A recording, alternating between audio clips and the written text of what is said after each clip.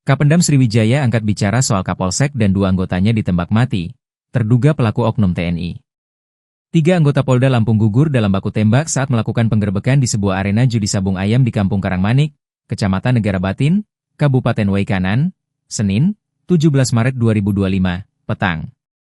Kejadian ini mengakibatkan kematian Kapolsek Negara Batin, Ibtu Lusianto, serta 2 anggotanya, Bribka Petrus Aprianto dan Bribda M. Galib Suryaganta.